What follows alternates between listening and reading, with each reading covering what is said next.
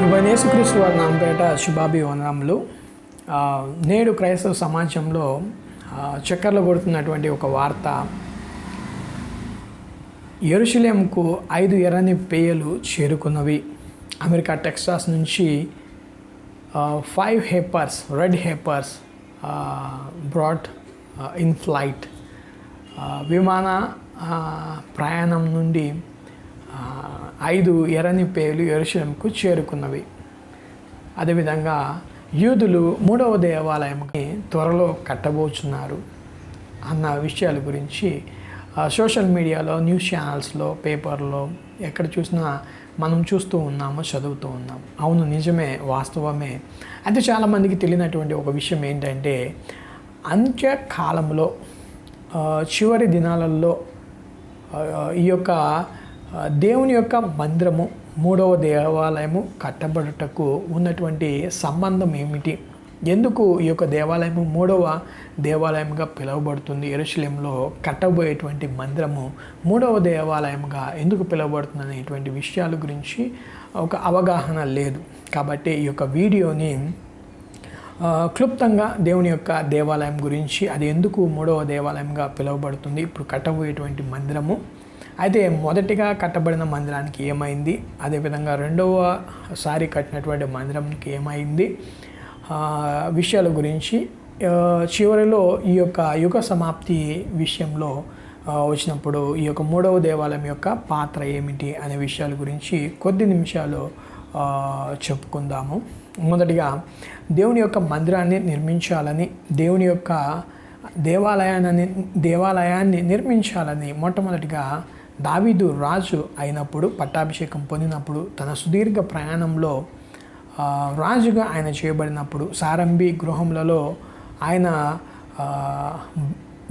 భవనములలో రాజుగా నివసిస్తున్నప్పుడు, దేవుని యొక్క మందసము, దేవుని యొక్క సన్నిధానము గుడారములకు, కేవలం గుడారమునకే పరిమితి అయి ఉన్నప్పుడు దావీదు దేవునికి ఒక మందిరాన్ని నిర్మించాలని ఆలోచించడం జరుగుతుంది.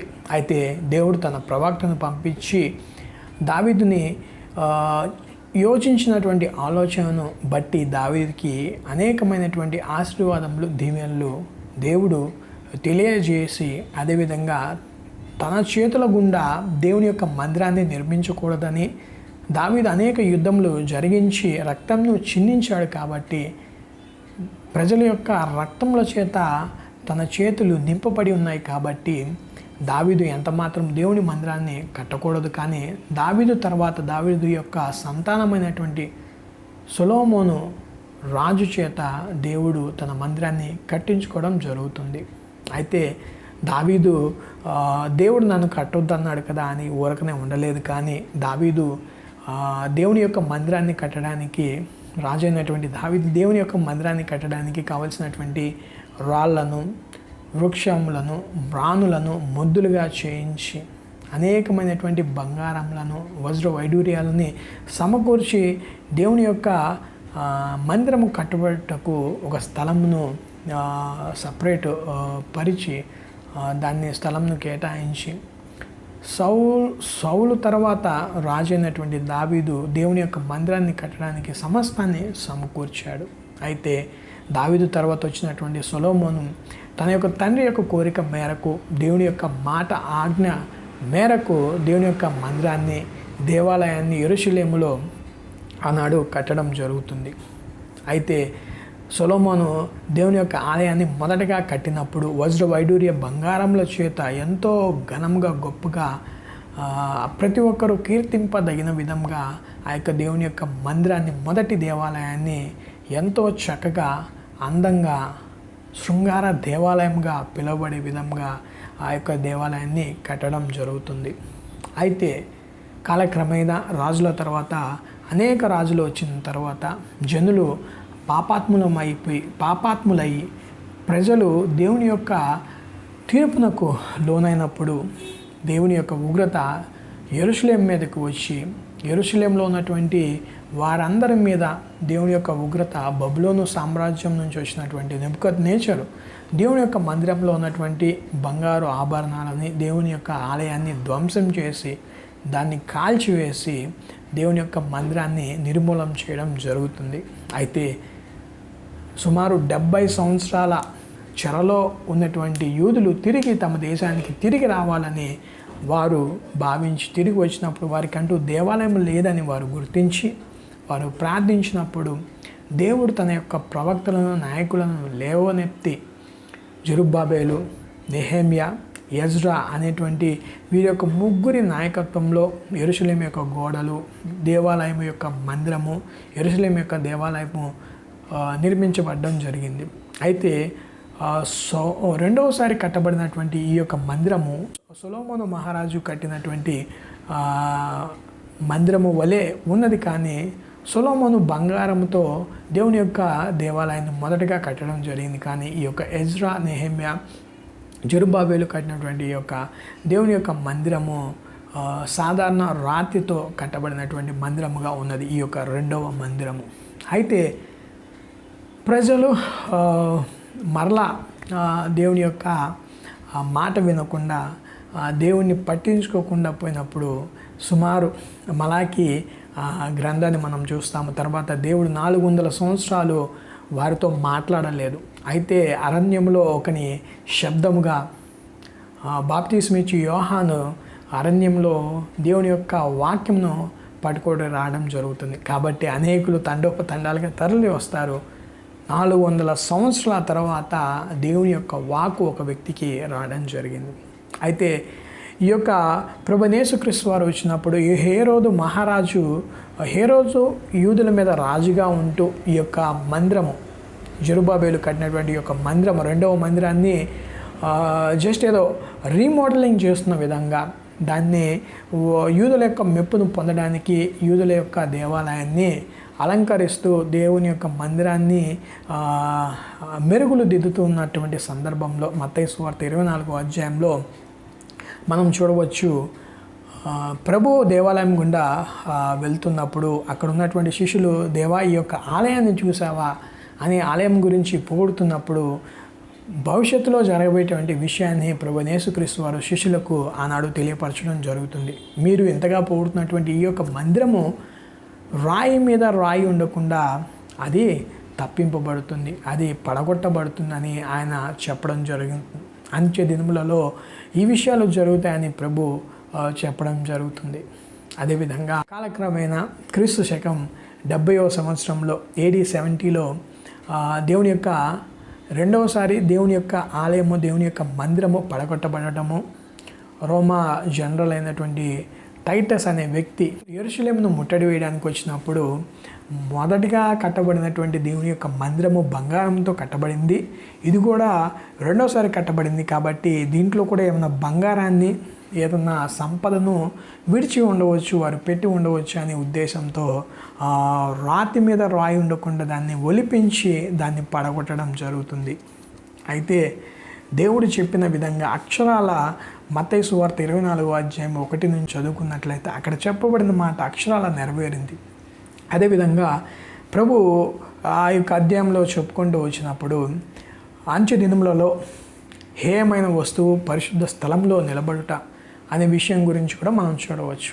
అయితే మూడవసారి 1949లో యూదులందరూ తిరిగి వారి యొక్క దేశాన్ని స్వతంత్రించుకున్నప్పుడు వారికి అక్కడ దేవాలయం లేదు. ఎందుకంటే 70వ శతాబ్దంలో క్రీస్తు శకం 70వ శతాబ్దంలో దేవుని యొక్క మందిరము పడగొట్టబడింది. అప్పటి నుంచి వారికి నేటి వరకు వారికి మందిరము లేదు. అయితే వారు ఒక దేశముగా వారు కలిసి వచ్చినప్పుడు అప్పటి 1950 నుంచి సుమారు ఇప్పటి వరకు 2022 వరకు వారికి యూదులకు మందిరము లేదు. దేవుని యొక్క దేవాలయము యెరూషలేములో లేదు. అది ఇతర అరబ్ దేశాల కిందలో ఉండటాన్ని మనం గమనించవచ్చు. అయితే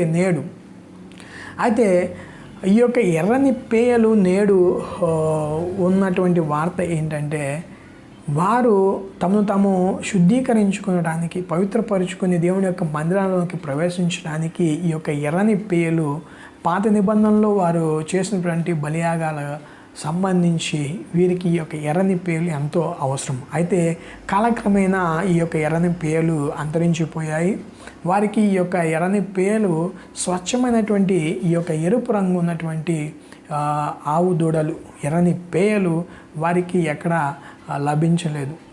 అయితే అక్కడక్కడ తెల్లటి మచ్చలు డాగులు ఉన్నటువంటి పేలు వారికి దొరికినప్పటికీ వారు ఎర్రని పేల కోసం కనిపెడుతూ ఉన్నారు. అయితే ప్రస్తుతం రీసెంట్గా అమెరికా టెక్సాస్లో ఈ యొక్క ఎర్రని పేలు స్వచ్ఛమైనటువంటి ప్యూర్ రెడ్ కలర్లో ఉన్నటువంటి హేపర్స్ని వారు ఎర్రని పేలను వారు తీసుకొచ్చి విమాన ప్రయాణం గుండా యెరూషలేముకు వారికి తీసుకొచ్చారు. అయితే ఈ యొక్క భవిష్యత్తులో కట్టబోయేటువంటి మూడవ దేవాలయంగా పిలువబడేటువంటి యెరూషలేములో కట్టబడేటువంటి దేవాలయంలోకి ప్రవేశించే ముందు ఈ యొక్క ఎర్రని పేలను వారు దహన బలిగా అర్పించి తమను తాము శుద్ధీకరించుకునేటువంటి విషయంలో వీటిని వారు వాడబోచున్నారు. అవును, అయితే యూదులు వారి యొక్క కోరిక వాంఛ ఏంటంటే వారికి దేవాలయం కట్టబడుట వారికి ఎంతో ప్రాముఖ్యమైనటువంటి విషయం. వారు పొద్దున లేచిన కాడ నుంచి రాత్రి పడుకోబోయే వరకు ఆలోచించే విషయము వారికంటూ వారు ఒక మందిరాన్ని నిర్మించుకోవాలి, దేవుని యొక్క ఆలయాన్ని వారు యెరూషలేములో స్థాపించాలి, నిర్మించాలన్నది వారి యొక్క ఆలోచన అయి ఉన్నది. కాబట్టి ఖచ్చితంగా వారు భవిష్యత్తులో ఆల్రెడీ వారు ప్లాన్స్ బ్లూ ప్రింట్ అనేది బిల్డింగ్ ఒక కన్స్ట్రక్షన్ ఏ విధంగా ఉండాలని అంత కొలతల ప్రకారం వారు ప్లాన్స్ అనేది మ్యాపింగ్ అనేది వాళ్ళు వేసుకున్నారు. అయితే అది ఎప్పుడైనా బాహ్యంగా ఫిజికల్గా there will be a temple in Jerusalem. వారు ఎప్పుడైతే ఆ యొక్క మందిరాన్ని తీసుకొచ్చినప్పుడు ఆ యొక్క మందిరంలో అంత్యక్రీస్తు అనేవాడు ఉండడం జరుగుతుంది.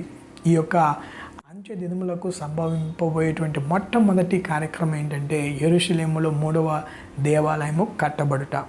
ఈ యొక్క యుగాంతమునకు సూచనగా ఉన్నటువంటిది యెరూషలేములో హేయమైనటువంటిది నిలబడి ఉండుట అక్కడ మనము చూడవచ్చు.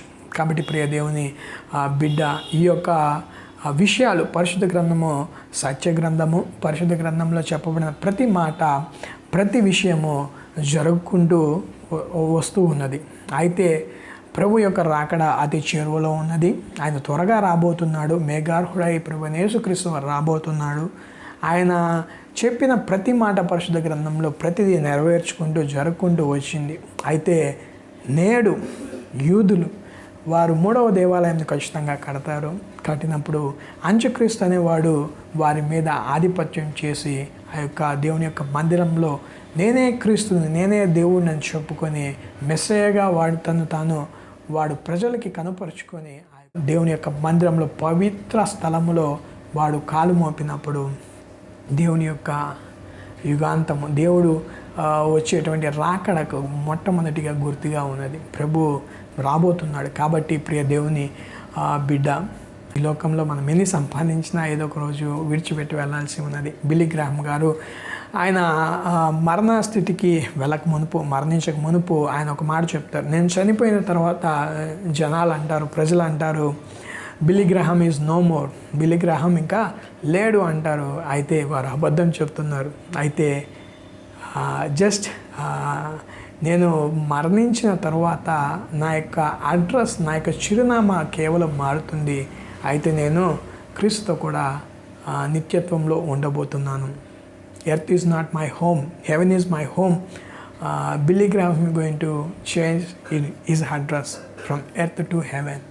అవును ప్రియ దేవుని బిడ్డ, ప్రభు యొక్క రాకడ ఎప్పుడు వచ్చినో మనకు తెలియదు. కానీ ప్రభు ఖచ్చితంగా ఆయన వాగ్దానం చేశాడు. ఆయన మేఘారోహుడై రాబోతున్నాడు. అన్ని ఎందరూ అంగీకరించారో, ఆయన ఎందరో పాపక్షమాపణ పొంది పశ్చాత్తాపడి పాపక్షమాపణ పొంది తిరిగి జన్మించినటువంటి ఒక మార్పు కలిగినటువంటి జీవితాన్ని మనం ఎప్పుడైతే కలిగి ఉంటామో అప్పుడు ప్రభు వచ్చిన తోడనే ఆయనతో కూడా పరలోక రాజ్యంలోకి మనము ప్రవేశించగలము. లేదా మనం క్రీస్తును అంగీకరించి క్రీస్తు బిడ్డలుగా మరణించినప్పుడు క్రీస్తుతో కూడా మనము ఆయన రాజ్యంలోకి వెళ్ళబోతున్నాం. కాబట్టి ప్రియ దేవుని బిడ్డ, లేఖనాలు సత్యము, లేఖనాలు చెప్పిన ప్రతిదీ వాస్తవము. అది జరుగుకుంటూ వచ్చింది. భూత వర్తమాన భవిష్యత్ కాలంలో జరిగేటువంటి అనేక విషయాలు పరిశుద్ధ గ్రంథంలో తెలియపరచబడ్డాయి. కాబట్టి ప్రభు యొక్క మాటల్ని నమ్ముకుందాము. ప్రభు వచ్చిన లేదా ప్రభు ఆలస్యంగా వచ్చిన మనము సంసిద్ధులుగా ఉందాము. ఆయన వచ్చిన మనము ఆయన రాకడకు మునుపు చచ్చిన ప్రభువుతో కూడా ప్రభు బిడ్డలుగా ఆయన నిత్య రాజ్యంలో మనము ప్రవేశించబోతున్నామని గుర్తిద్దాము. ప్రభు బిడ్డలుగా జీవిద్దాము. యుగ సమాప్తి అనేది అతి చేరువలో ఉన్నది. దేవుని బిడ్డలకు earth is not a safe place.